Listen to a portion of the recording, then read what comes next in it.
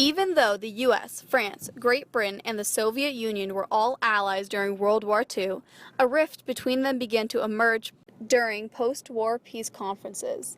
This fracture between countries that were once allies was caused by different political ideologies.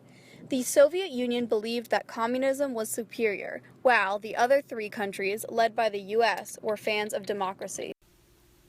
At Yalta and Potsdam, it was decided that the nation of Germany would be split into 4 separate sections, and each section would be placed under the control of one of the 4 major allies. The 3 sections that comprised what soon came to be known as West Germany were under the control of the US, Great Britain, and France, and were therefore democratic. The other half of Germany, referred to as East Germany, was under the control of the Soviet Union and was therefore communist. Berlin, the capital of Germany, was split between the 4 powers just like Germany itself, with the west portion being split between the 3 democratic nations and the east being given to the communist Soviet Union.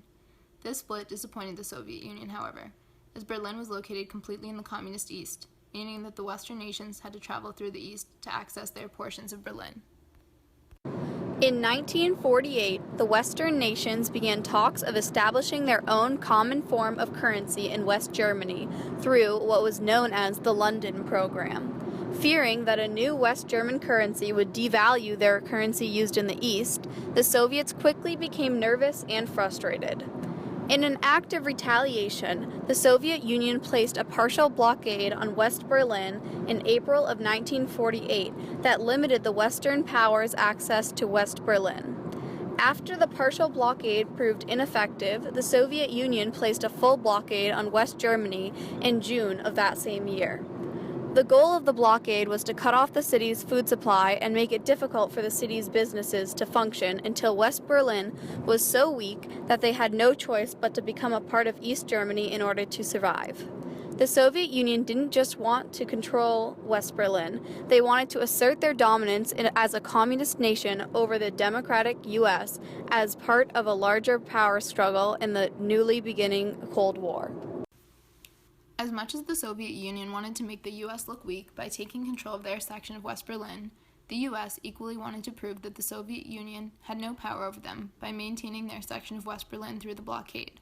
Since all land routes to West Berlin for supplies were being blocked, it became apparent to the Western powers that the only way to get necessary supplies to the starving Berliners would be by air. On June 27th, 3 days after the start of the full blockade, U.S. General Clay approved the order to transport supplies into West Berlin by air. Despite advisors telling Truman not to support the airlift campaign with the fear that it would lead to war, the president supported it anyway in order to avoid a humiliating retreat. The Berlin airlift consisted of daily flights containing essential supplies being flown to West Berlin. This connection between West Berlin and West Germany was often referred to as the air bridge. Prior to the blockade, West Germany had only 2 airfields, which were in less than optimal conditions. One airfield was in the U.S.'s sector and was named Tempelhof, while the other, named Gatow, was located in the British sector. In addition, both of the airfields contained only 1 runway. Due to the growing necessity of functioning airfields, a daily force of 225 men was dedicated to keeping the runways operational.